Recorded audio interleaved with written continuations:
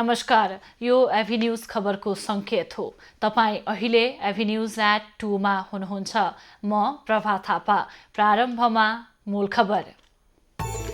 नेपालमा कोरोना संक्रमितको संख्या 121 पुग्यो। कपिलवस्तुका 10 र सप्तरीका 1 जनामा संक्रमण पुष्टि।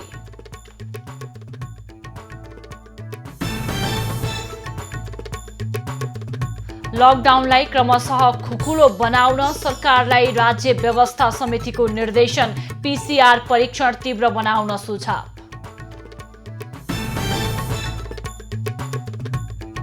संघीय संसदमा विनियोजन विधेयकमाथिको छलफल जारी। आवश्यकता र नयाँ सोचका साथ बजेट ल्याउन सांसदहरूको सुझाव। नयाँ मोडको बजेट हुनुपर्छ। नेपाली युवा दिवेश पोखरेल अमेरिकी आइडलको टप 7 मा। फाइनल प्रवेशका लागि दिएको प्रस्तुतिको पनि निर्णायकहरूद्वारा प्रशंसा।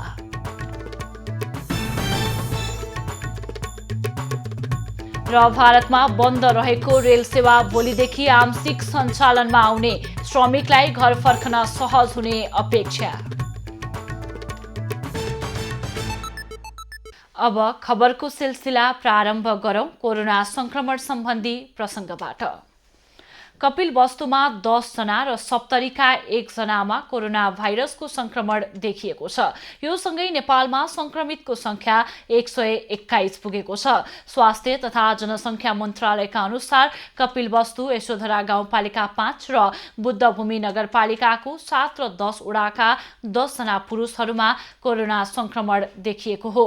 राष्ट्रिय जनस्वास्थ्य प्रयोगशालामा परीक्षणका क्रममा उनीहरूमा कोरोना भाइरसको संक्रमण देखिएको मन्त्रालयले जनाएको छ।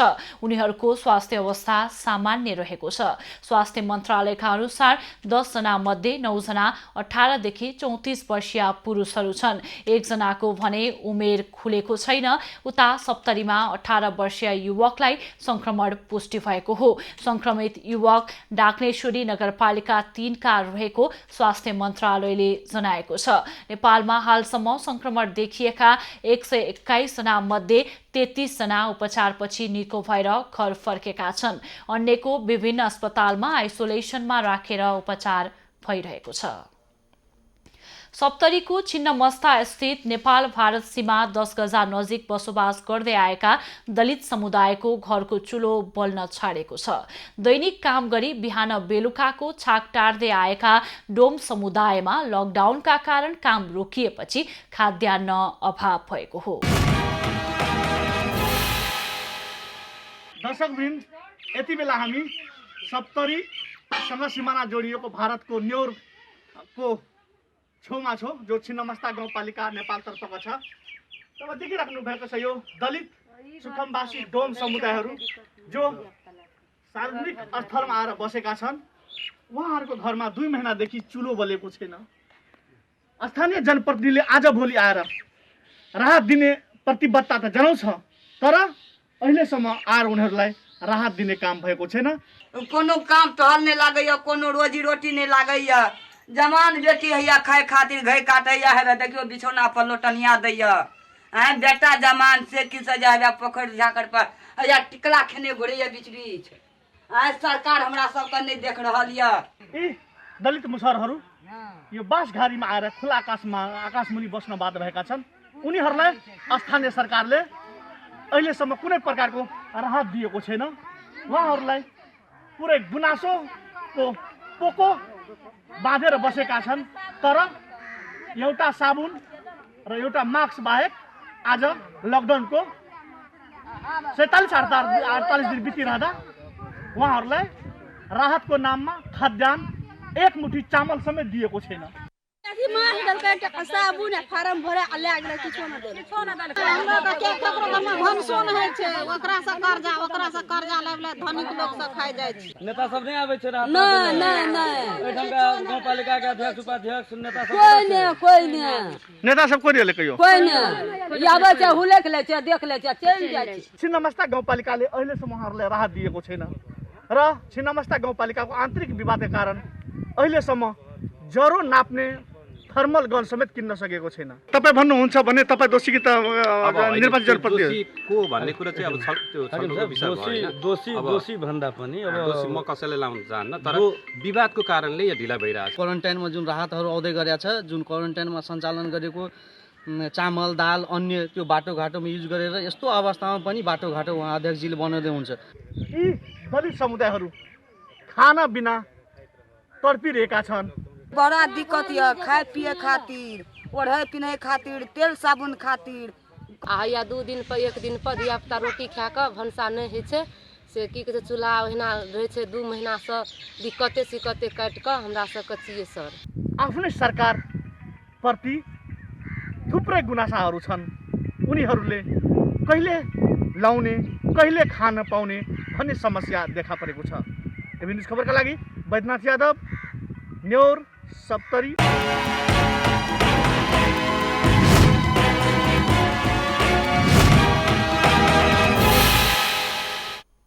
संसदीय समितिले कोरोना भाइरस रोकथाम तथा नियन्त्रणका लागि पीसीआर प्रविधिबाट गरिने परीक्षणलाई वृद्धि गर्न र लकडाउनलाई क्रमशः खुकुलो पार्न सरकारलाई निर्देशन दिएको छ। प्रतिनिधि सभा अन्तर्गतको राज्य व्यवस्था तथा सुशासन समितिको सोमबारको बैठकले कोरोना भाइरसको नियन्त्रणका लागि पीसीआर प्रविधिबाट गरिने परीक्षणलाई बढाउन सरकारलाई निर्देशन दिएको हो। समितिले स्थानीय स्तरमा निर्माण गरिएका क्वारेन्टिनलाई मापदण्ड अनुसार बनाउन, आइसोलेसन बेडहरू पर्याप्त मात्रामा निर्माण गर्न, किसानलाई मल तथा बिउबिजन उपलब्ध गराउन र उत्पादित वस्तु बजारसम्म पुर्याउन सहज बनाउन समेत निर्देशन दिएको छ। कोरोना भाइरस नियन्त्रण तथा रोकथाम उच्च स्तरीय समन्वय समितिका संयोजक ईश्वर पोखरेलले विदेशमा रहेका नेपालीहरूको समस्या समाधानका लागि प्रधानमन्त्री स्तरबाटै सम्बन्धित देशमा कुरा भइसकेको र कुनै समस्या भए सम्बन्धित देशले नै समाधान गर्ने बताएका छन्।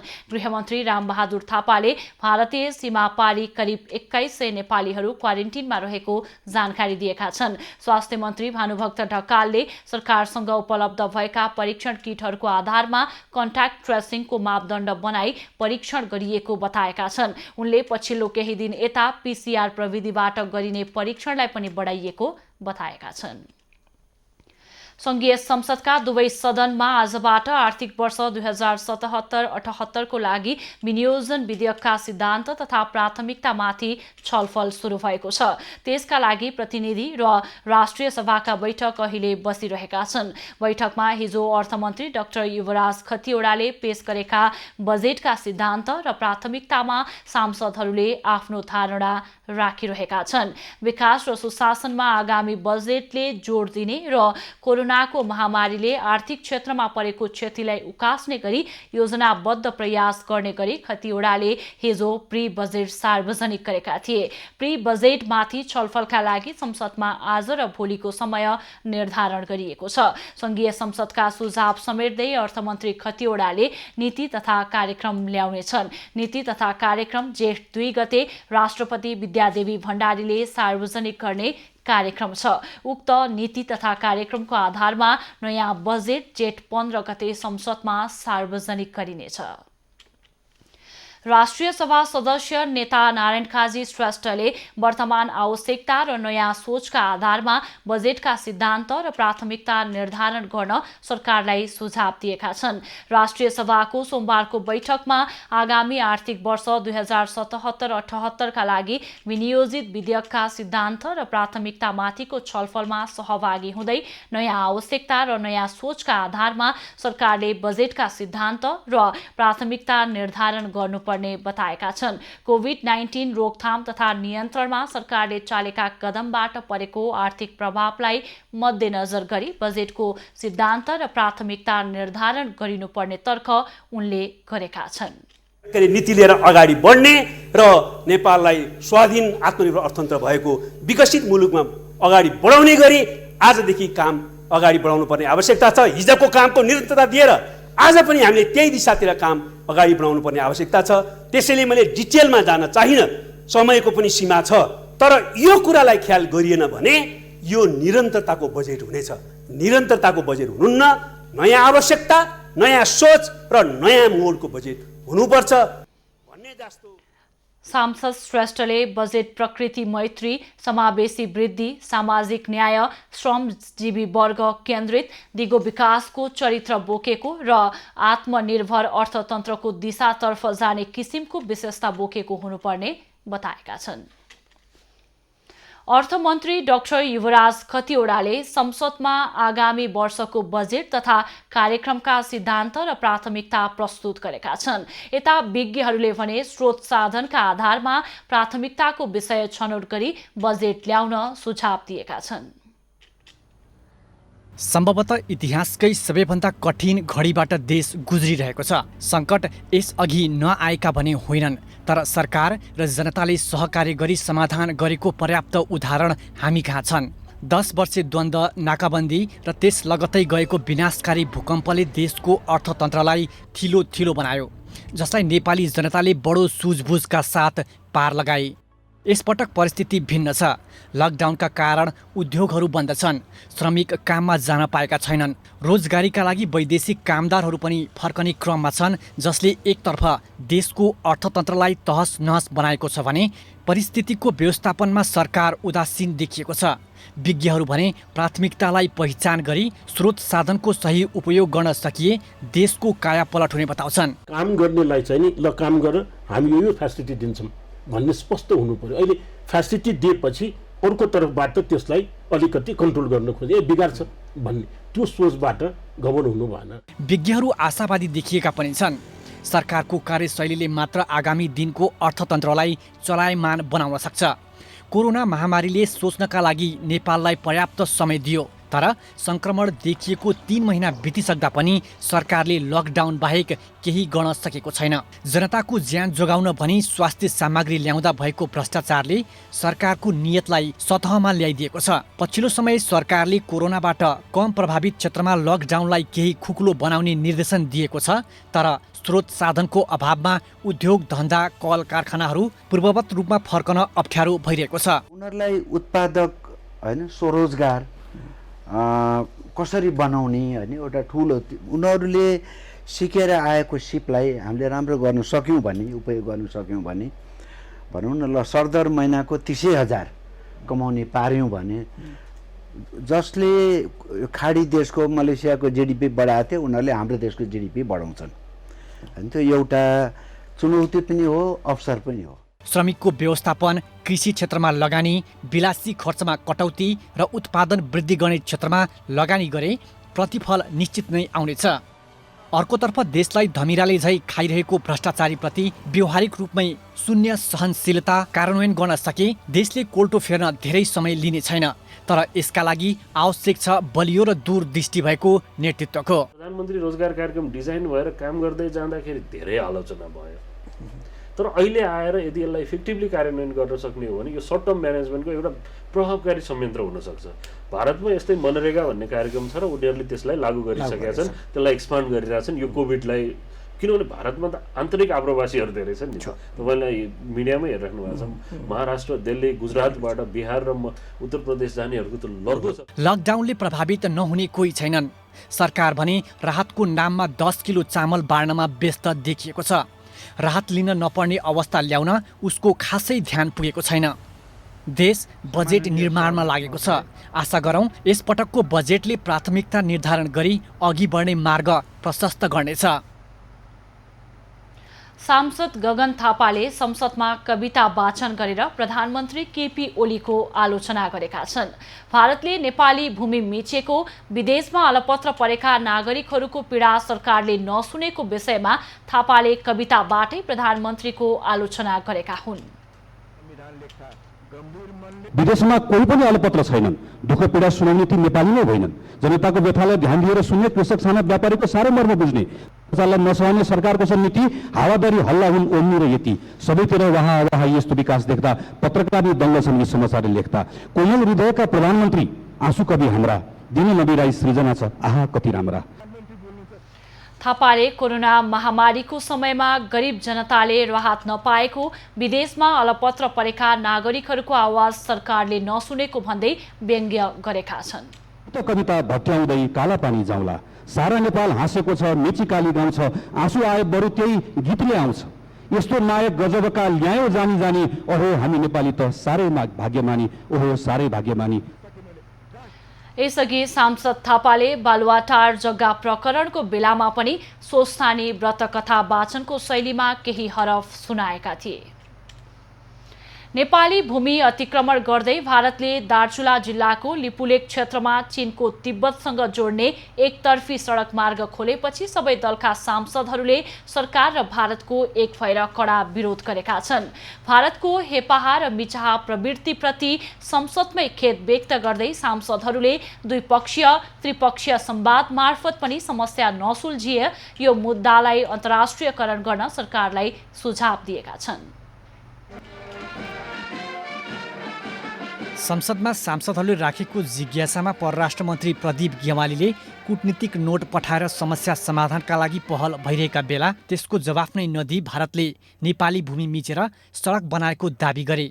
प्रतिनिधि सभाको आइतबारको बैठकमा मन्त्री गेवालीले भारतसँगको सीमा विवाद कूटनीतिक तवरबाटै समाधान गर्न सरकार प्रयासरत रहेको बताए। विश्वको ध्यान कोरोना संक्रमणमा केन्द्रित भएको समयमा भारतले नेपालको भूमि समेत प्रयोग गर्दै सडक उद्घाटन गर्नु गम्भीर घटना भएको उनले बताए। कोरोनाको महामारीसँगै हाम्रा ध्यानहरूलाई स्वाभाविक रूपले यो महामारीको विरुद्ध केन्द्रित गर्नुपर्ने अवस्था सृजना भयो।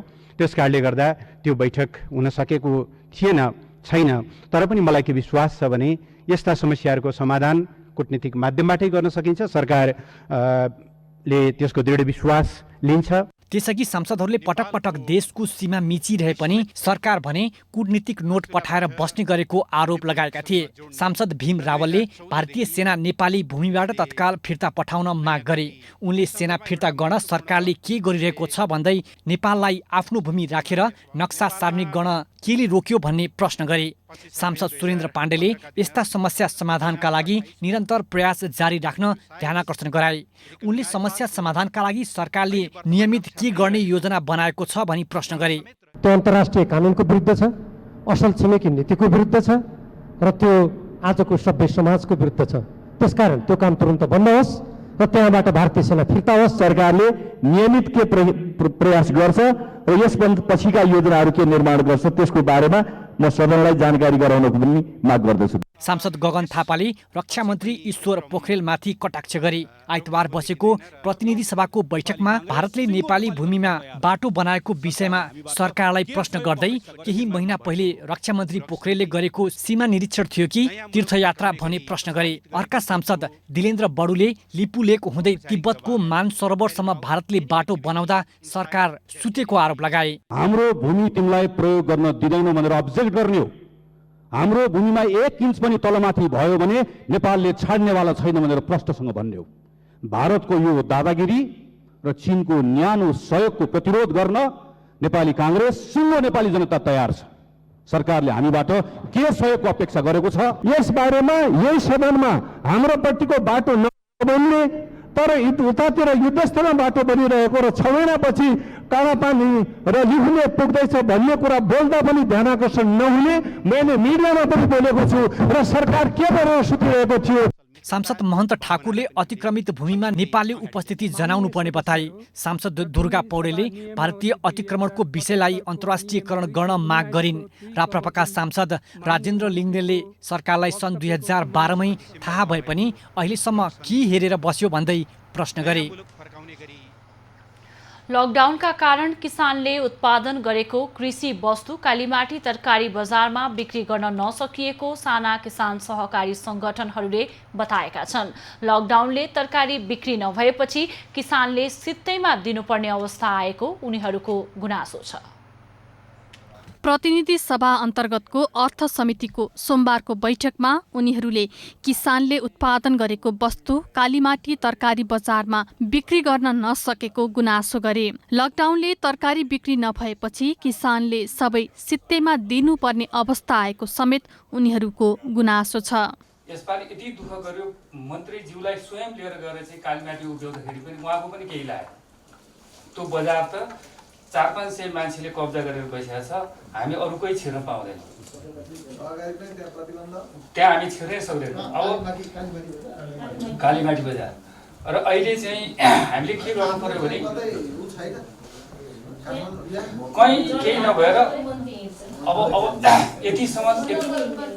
अब यतिसम्म पनि स्थिति बन्यो कि निजी व्यक्तिको खाली भएको स्टोरमा लगेर पार्टी प्लेसमा लगेर त्यहाँ राख्नु पर्यो। त्यसलाई लगेर फेरि बाहिर निकालेर बिक्री गर्न सकेपछि त्यो सडेर त्यो पशुको फर्ममा लगेर हामीले आफ्नै गाडीले बोकेर लिएर गएर दिनुपर्ने अवस्था हो। तरकारी तथा फलफुल संघका अध्यक्ष विनोद पराजुलीले कालीमाटी तरकारी बजारमा किसानहरूद्वारा सञ्चालित सहकारीको पहुँच नभएको गुनासो गरे। आफूहरूले 9% स्टल पाउने सहमति भए पनि त्यहीको व्यापारीको कब्जामा रहेको बताए। कालीमाटी नेपाल सरकारले सञ्चालन गरेको छ, त्यो कालीमाटीमा तरकारी फलफुलले ठाउँ पाउनुपर्छ भन्ने खालको कुराहरू हामीले माग राख्यौँ र पछिल्लो चरणमा त्यहाँ टोटल स्टल मध्ये 9% सहकारी समूहलाई दिने भनिएको छ। त्यही पनि त्यहीका व्यापारिक वर्ग मिलेर चाहिँ त्यो समूह सहकारीको नामबाट त्यहाँ सञ्चालन भइरहेको छ। अहिले उत्पादनमा संलग्न भएर बजारीकरण गर्न खोजिरहेका सहकारी संस्थाहरूले त्यो ठाउँ कालीमाटीको पाउन सकिरहेको अवस्था छैन।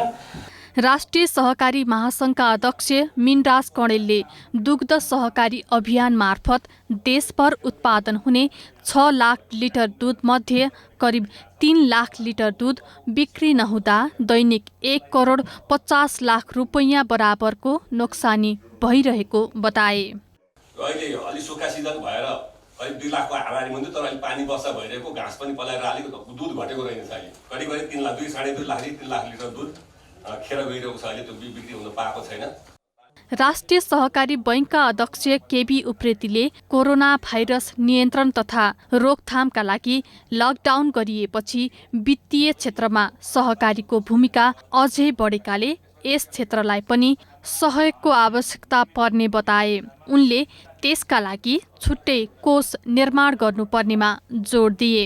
धेरै यो अहिले कोरोनाको नियन्त्रणको सन्दर्भमा सहकारीहरूले सहयोग छ।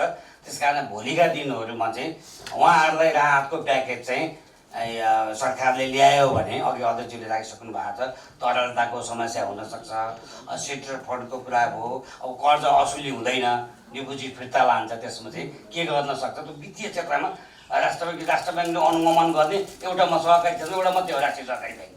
हामी त वित्तीयमा हामी सहयोग गर्न तयार छौँ। हामीले केही फन्ड राख्नुपर्छ भने हामी तयार छौँ। बैठकमा कोरोना भाइरसको महामारीका कारण लकडाउन भएपछि अर्थतन्त्रमा पारेको असर र सहकारी क्षेत्रको भूमिकाका विषयमा छलफल भएको थियो। छलफलमा सहकारी क्षेत्रका व्यक्तिहरूले बजेटको प्राथमिकता सहकारी मार्फत कृषि उत्पादन बढाउने र सहज बजारको व्यवस्था गर्नुपर्ने सुझाव दिएका छन्। अब बाँकी खबर। नेपाली युवा दिवेश पोखरेल अमेरिकन गायन रियालिटी सो अमेरिकन आइडलको उत्कृष्ट साथमा परेका छन्। भोट र आइतबार पश्चिमी नवलपरासीको प्रतापपुर गाउँपालिका 6 झुलनीपुर सीमामा भारतबाट आएका नेपालीहरू अलपत्र परेका छन्। भारतमा लकडाउनका कारण काम बन्द भएपछि उनीहरू नेपाल फर्किएका हुन्। तर नेपालमा पनि लकडाउन भएकाले उनीहरू नेपाल भारत सीमामा अलपत्र परेका हुन्। उनीहरू भारतको जयपुरबाट 3 जना, पन्जाबको पटियालाबाट 1 जना र गुजरातबाट 8 जना गरी 12 जना प्रतापपुर आइपुगेका हुन्। त्यसैगरी सुस्ता गाउँपालिका स्थित 10 गजामा पनि भारतका विभिन्न स्थानबाट आएका 36 जना 10 गजा सीमामा अलपत्र अवस्थामा बसेका छन्। भारतबाट आउनेलाई नेपालभित्र नदिने आदेश नभएकाले रोक्नु परेको सीमामा रहेका सुरक्षाकर्मीको भनाइ छ। बाँकेको कोहलपुरमा पहिलो पटक 30 जनाको स्वाब सङ्कलन गरिएको छ। कोहलपुर नगरपालिका 4, 8 र 9 का धर्मगुरु विदेशबाट आएका नागरिकहरूको स्वाब सङ्कलन गरिएको हो। जिल्ला स्वास्थ्य कार्यालय बाँके र नगर स्वास्थ्य शाखा कोहलपुरको टिमले कोहलपुर नगरपालिका 4 बेलनपुरमा क्याम्प सञ्चालन गरेर स्वाब सङ्कलन गरेको छ। कोहलपुर 4 मा रहेको मदरसा हिमालय गरिब नवाज प्राविमा क्याम्प सञ्चालन गरी स्वाब सङ्कलन कोहलपुरमा नगर स्वास्थ्य शाखाले जानकारी दिएको छ। सङ्कलन गरिएका स्वाब नेपालगञ्ज स्थित फेरि प्रादेशिक अस्पतालमै चेक जाँचका लागि पठाइएको छ। सप्तरीमा लकडाउनको उल्लङ्घन गर्दै निर्वात मालवाहक सवारी साधन सञ्चालन भइरहेका छन्। प्रशासनले दिएको म्याद नागिसकेका सवारी साधनले भारतदेखि तराईका जिल्लामा सञ्चालन भइरहँदा भाइरस संक्रमणको जोखिम बढेको भन्दै स्थानीय चिन्तित भएका छन्। लकडाउन चलिरहेको छ, अर्थात् कोभिड-19बाट बच्नलाई राज्य, स्थानीय प्रशासन, स्थानीय निकाय भरमुख प्रयास गरिरहेको छ सर्वसाधारणलाई जोगाउनका निमित्त। तर सप्तरीको हनुमाननगर कङ्कालनी नगरपालिकाको यो योगिनिया भन्ने गाउँ जहाँ कोशी पलार छ, त्यो ठाउँमा यति बेला सवारी साधनहरूले स्थानीय प्रशासनलाई झुक्क्याएर पास लिन्छ। अति आवश्यक खाद्यान्न ढुवानीको पास लिएर उहाँहरूले खरबुजा लगायतका सामग्री ओसार पसार गरिएको देखिन्छ। त्यो अति आवश्यक खाद्यान्नमा त्यो खरबुजा पर्छ? त्यो त हामीलाई थाहा हुँदैन। अब सब्जीले जस्तो कसले पर्मिसन दियो तपाईँहरूले? पर्मिसन कहाँबाट लिनुभयो? कोही पर्मिसन त हामीलाई कोही पर्मिसन देखाउनुहोस् न, पर्मिसन देखाउनुहोस् न हजुरहरूले। पर्मिसन कहाँ छ तपाईँको? गाडीको पर्मिसन दिएको पर्मिसन खोइ त छ हामीसँग, त्यो छ। आवश्यक भए कुनै पनि सामान बोक्नु हुँदैन भन्ने थाहा छैन? कसले दियो इजाजत तपाईँहरूले? खै त पहिले बनाएको पास, त्यही भएर अस्ति एजिटिभ लगेको थियो होइन, अनि त्यही पासले चलिरहेछ। त्यही पासले हामी त्यति यही मात्रै आएको, त्यति आएको। यो यति बेला मुलुक लकडाउनमा रहेको बेला चाहिँ कालो बजारी लगायतका सामग्रीहरूको बिक्री वितरणमा सक्रिय भएका छन् केही यहाँका काला बजारीहरू। यो फेल भएको पास लिएर तपाईँ कसरी सप्तरी आइपुग्नु भयो? पुलिसले कतै रोकेन बाटोमा? मलाई त कतै रोकेन। यसको मतलब तपाईँहरू सबैले मिलाउनु भएको छ यो काला बजारी गर्नलाई? कसैले मिलाएको छैन, हामीले सबैसम्म खोजेको छ, देखाएको छु होइन, तर कसैले केही भनेन।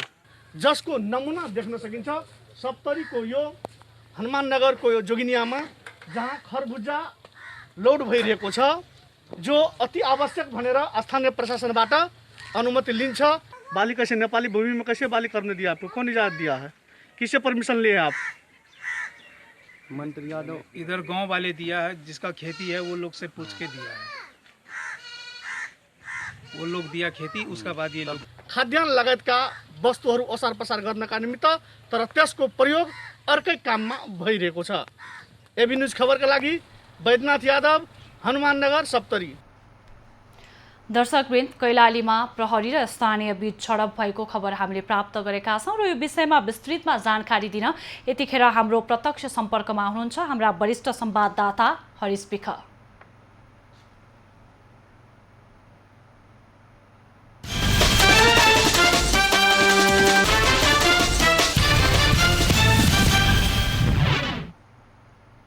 हरिश, कैलालीमा झडपको अवस्था छ भन्ने खबर प्राप्त भएको छ, यो विषयमा विस्तृतमा बताइदिनुस् न, खासमा भएको के हो? पर्वा यति बेला हामी कैलाली जिल्लाको गौरीगङ्गा नगरपालिकामा पर्ने मसुरिया बजारमा छौँ। यो बजारमा केही दिन अघि यहाँको बिहानी क्षितिज इङ्ग्लिस बोर्डिङका सञ्चालक तथा प्रिन्सिपल को हत्या गरिएको थियो भन्ने खालको हत्या गरिएको थियो। उहाँको हत्यारालाई पत्ता लगाउन पर्छ भनेर यहाँका स्थानीय बासिन्दाहरू विगत 10 दिनदेखि आन्दोलनमा रहेका छन्। आज यो आन्दोलनको 10औं दिन हो। तर यहाँका बासिन्दाहरूले प्रहरीले यो घटनाको अनुसन्धानमा फितलो गरेको र प्रहरीले अहिले पनि जुन घटनामा संलग्न छन् उनीहरूलाई पक्राउ गरेर सार्वजनिक गर्न नसकेको भन्ने खालको गुनासो गर्दै यहाँका बासिन्दाहरूले यो सडकमा आन्दोलन गरिराखेका छन्। यो पूर्व पश्चिम राजमार्गको बीच सडकमा यहाँका स्थानीय थुप्रै बासिन्दाहरू तपाईँ देख्न सक्नुहुन्छ। हाम्रो पृष्ठभूमिमा उहाँहरू आन्दोलनमा रहेका छन्। यति बेला यहाँ थुप्रै प्रहरीहरू पनि छ। प्रहरी, सशस्त्र प्रहरी, नेपाल प्रहरी आन्दोलन कर्मीहरूलाई रोक्न बाध्य भइराखेको छ। केही बेर अगाडि झडपको स्थिति सिर्जना हुने देखिएको थियो। यद्यपि अहिले झडप चाहिँ भएको देखिँदैन, तर पनि प्रहरीले चाहिँ यी आन्दोलन कर्मीहरूलाई चाहिँ यहाँबाट तितरबितर गर्न खोजिराखेको छ। उहाँहरू चाहिँ उहाँको न्यायको माग गर्दै बीच सडकमा यसरी चाहिँ नारा गर्दै हुन्छ। बीच सडकमा यसरी नारा जुलुस गर्दैछन्। थुप्रै महिला, पुरुष अनि ससाना बालबालिकाहरू विद्यालयका विद्यार्थीहरू समेत यो सडकमा यसरी आन्दोलन गरिराखेका छन्। देश लकडाउनको अवस्थामा छ र यता घटनाको अनुसन्धानको माग गर्दै त्यहाँ स्थानीयहरू जुन आन्दोलनमा उत्रिरहेका छन्, यो क्रममा चाहिँ संक्रमितको संख्या पनि बढ्न सक्ने जुन जोखिम पनि देखिन्छ र यता जुन प्रहरी प्रशासनले फितलो गरिरहेको कुरा स्थानीयबाट आइरहेको छ। खासमा के हो, स्थानीय प्रशासन लगायत प्रहरी प्रशासनले यो घटनालाई लिएर के बताइरहेको छ? पक्कै पनि पर्वा जुन देश लकडाउनको स्थिति छ, यो एउटा कोरोनाको यो महामारीमा देश एउटा लडिराखेको स्थिति छ, तर पनि यहाँका बासिन्दाहरूले यो कुनै पनि विषयलाई प्रवाह नगरिकन यसरी सडकमा यो तातो घाममा यो उनीहरू आन्दोलनमा उत्रिराखेका छन्। खास गरी यहाँको प्रहरी प्रशासनले 5 जनालाई पक्राउ गरेर थुनामा त राखेको छ, पक्राउ जिल्ला प्रहरीमा राखिएको छ, तर उहाँहरूको भनाइ के हो भने ती मानिसहरूलाई चाहिँ प्रहरीले किन सार्वजनिक गरेन र कृष्ण प्रसाद भुषालका हत्यारालाई किन सार्वजनिक गर्न सकिराखेको छैन। प्रहरीको अनुसन्धान पनि कहीँ न कहीँ फितलो भयो कि भन्ने खालको उनीहरूको दाबी रहेको छ।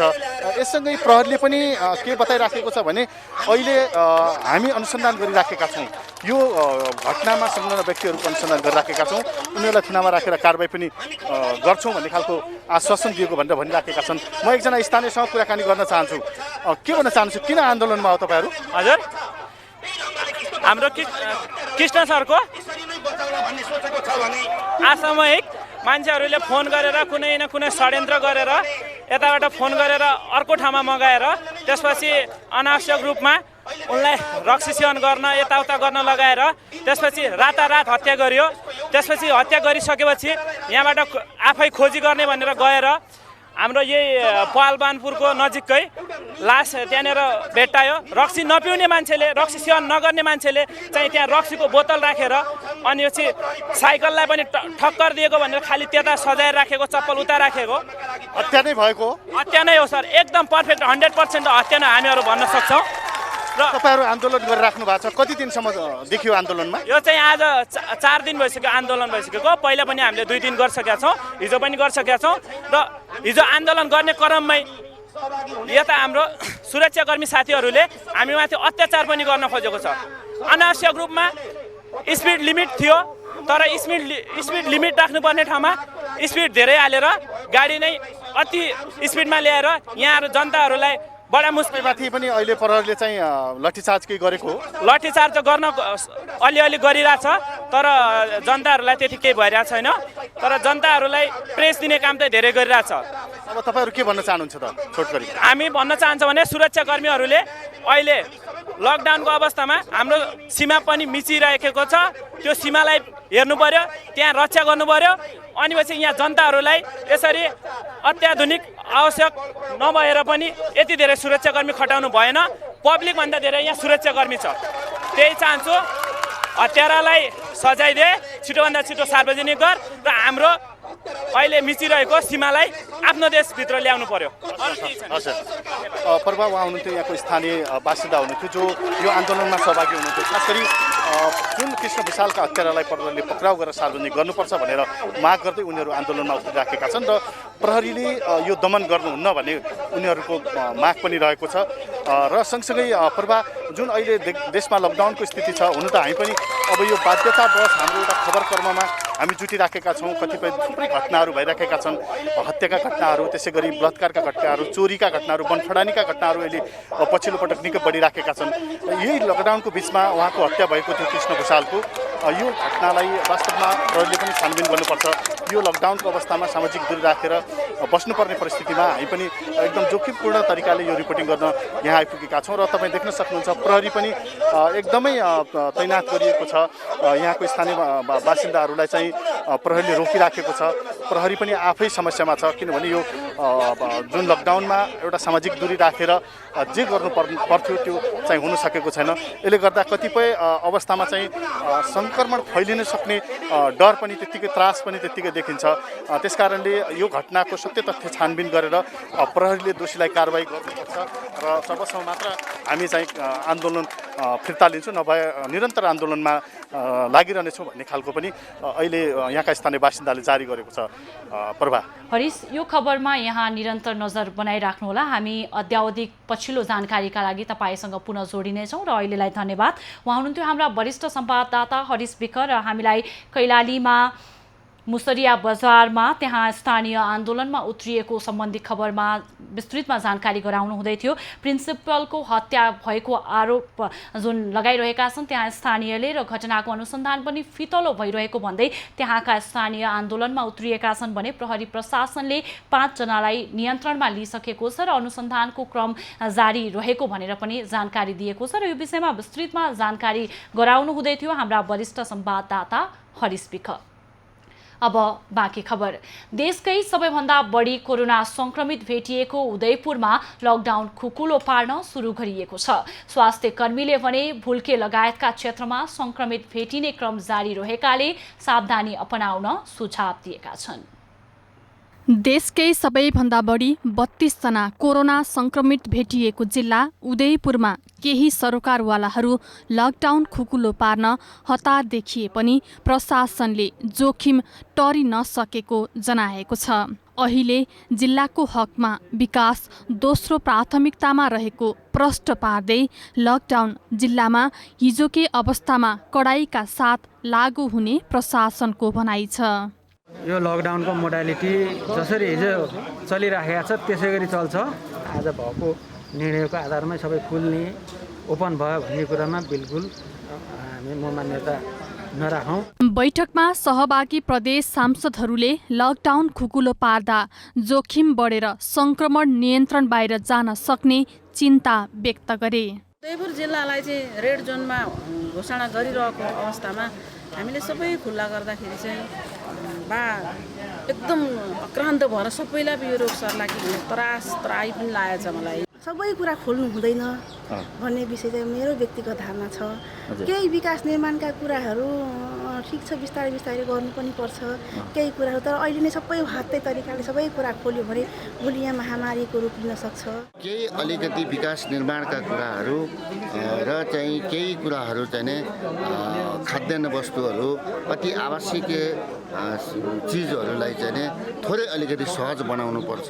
लामो लकडाउनले कठिन बनेको जनजीवन र सामाजिक तथा आर्थिक क्षेत्रलाई सहजीकरण गर्न केही खुकुलो पार्न आवश्यक देखिएको जनप्रतिनिधिहरूको भनाइ छ। हामी जनताप्रति समर्पित हुनुपर्ने भएको हुनाले यी उदयपुरका लकडाउनको सम्बन्धमा केही खुकुलो बनाउनुपर्ने परिस्थिति देख्दछु म। उदयपुर उच्च जोखिमको संक्रमित क्षेत्र हो र सरकारले उदयपुरलाई रेड जोन तोके पनि त्यसभित्रका मापदण्ड प्रष्ट नहुँदा स्थानीय सरकार अन्योलमा छ। लकडाउनलाई पूर्ण पालना गरेर गएको खण्डमा बजेट फ्रिज हुने देखिएको छ। रेड जोन हुँदै गर्दाखेरि 75 जिल्ला 77 जिल्लालाई जुन एउटा निर्देशिका जारी भएको छ अहिले एउटा त्यो 24 गतेको निर्णयले मन्त्री परिषदको निर्णयले त्यो निर्देशकमा यदि उदयपुर जिल्ला चाहिँ होइन है भन्ने आशयको हो भने उदयपुर जिल्ला चाहिँ के गर्ने त? उदयपुर जिल्लाको हकमा चाहिँ के गर्ने त? यहाँ भएका मजदुरको हकमा के गर्ने, यहाँ भएको योजनाको हकमा के गर्ने, त्यो बजेट फ्रिज हुने हकमा के गर्ने र यहाँ भएका अन्य बिरामीहरूलाई जहाँ अहिले अस्पतालहरूमा चाहिँ कुनै किसिमको ट्रिटमेन्ट नदिरहेको अवस्था छ। सरकारले पछिल्लो समय विकास निर्माणको काम र कृषि तथा अत्यावश्यकीय कामलाई अगाडि बढाउन सकिने भन्दै गरेको परिपत्रको आधारमा समन्वयले जिल्लाको हकमा के गर्न सकिन्छ भन्ने निष्कर्षका लागि सर्वपक्षीय बैठक बोलाएको थियो। कार्यक्रममा सहभागी सुरक्षा प्रमुखहरूले कुनै पनि बहानामा लकडाउनलाई खुकुलो पार्ने अवस्था नरहेको बताएका छन्। एभिन्यूज खबरका लागि उदयपुरबाट भोटराज राईको रिपोर्ट। उदयपुरमा कोरोना संक्रमितको संख्या बढ्दै जान थालेपछि सिन्धुली जिल्लाले उदयपुर लगायत तराईका जिल्ला जोड्ने सीमा बन्द गरेको छ। साथै सो क्षेत्रमा सर्वसाधारणको आवत जावतमा समेत प्रतिबन्ध लगाइएको छ। आदरणीय दर्शकहरू, यो उदयपुर र सिन्धुली जिल्लाको सीमा क्षेत्र अर्थात् यो तावा खोलाको यो किनारमा हामी अहिले उभिएका छौँ। यो सीमा क्षेत्रमा अहिले दुधौली नगरपालिका क्षेत्रमा यो उदयपुर जिल्लाको कटारीबाट कुनै पनि मानिसहरूको आवागमन हुन नसकोस् भन्ने ढङ्गले अलि यहाँ सुरक्षा तैनाथी गरिएको छ। कटारीसँग तपाईँको दुधौली जोडिएको नाताले तपाईँको सधैँको नाममा जाने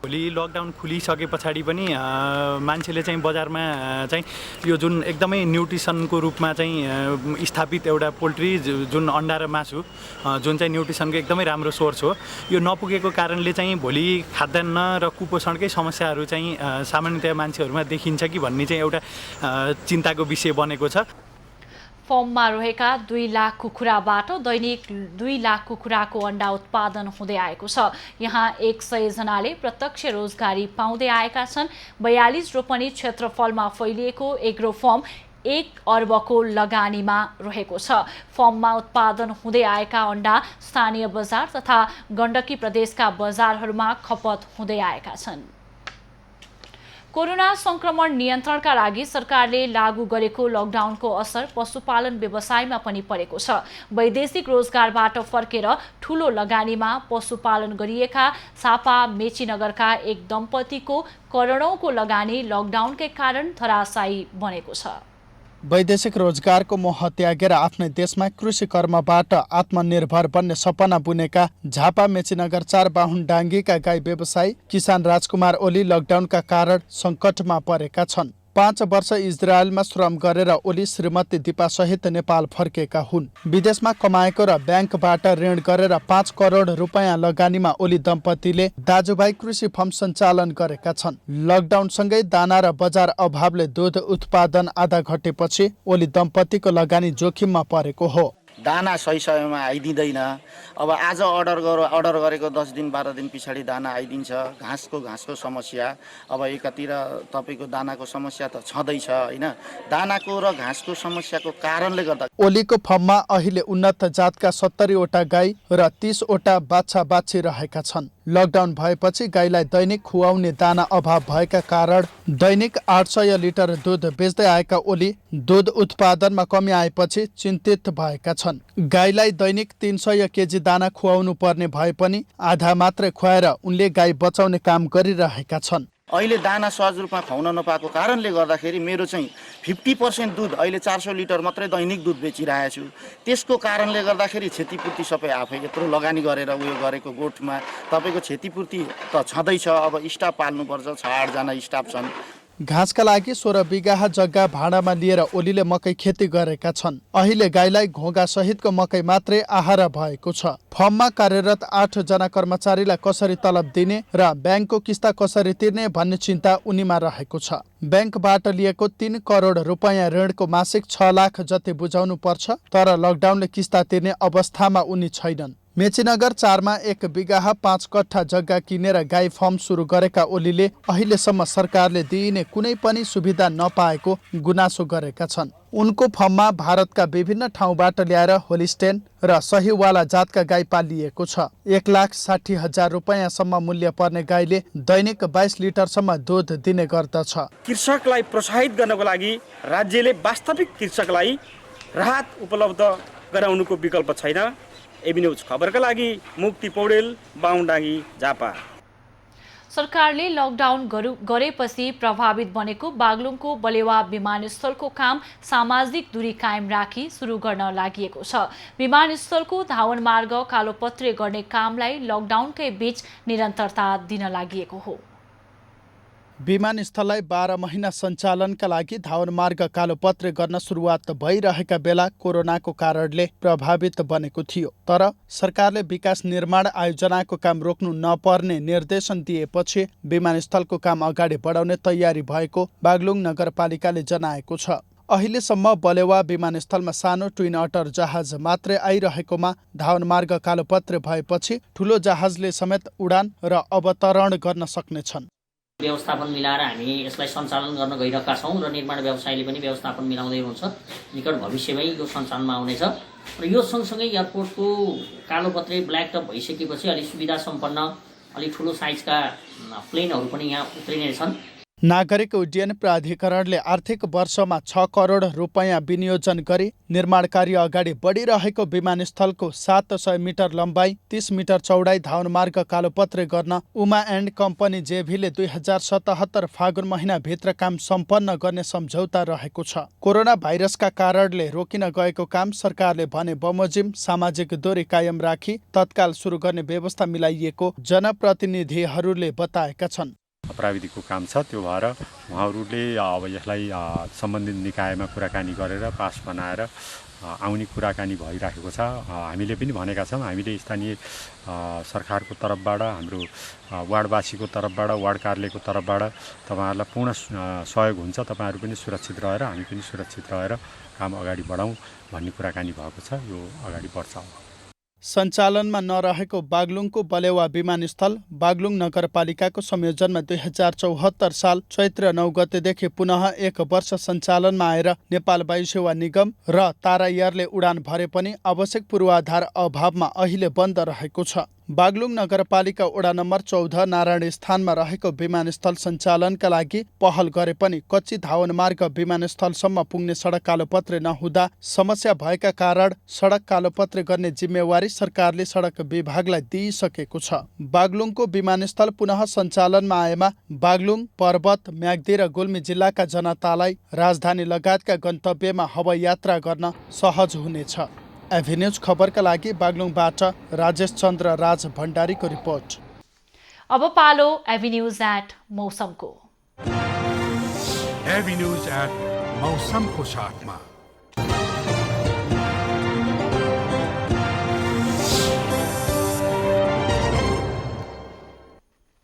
पश्चिमी न्यूनचापीय प्रणाली तथा स्थानीय वायुको प्रभावका साथ बंगालको खाडीबाट भित्रिएको जलबाष्पयुक्त वायुको प्रभावका कारण यति बेला देशभरको मौसममा बदली भएको छ। काठमाडौँ, वीरगञ्ज, पोखरा, नेपालगञ्ज लगायतका स्थानमा वर्षा समेत भइरहेको जल तथा मौसम पूर्वानुमान महाशाखाले जनाएको छ। काठमाडौँ उपत्यकाको आजको अधिकतम तापक्रम 25 डिग्री सेल्सियस र न्यूनतम तापक्रम 14 डिग्री सेल्सियस रहने अनुमान गरिएको छ। आज सूर्योदय बिहान 5:17 भयो भने सूर्यास्त साँझ 6:44 हुनेछ। आज देशभरको मौसम कस्तो रहला त हेरौं देशका विभिन्न स्थानको अनुमानित मौसमी अवस्था।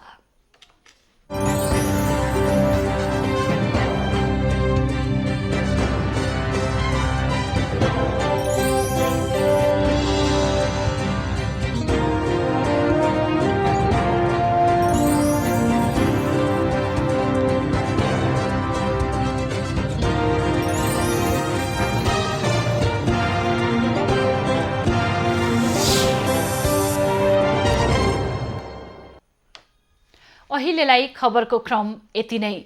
एभिन्यूज खबरका यी सहित अन्य विस्तृत खबरका लागि www.avenews.tv लगअन गर्न सक्नुहुनेछ। युट्युब, फेसबुक र ट्विटरमा पनि हामीलाई फलो गर्न सकिनेछ।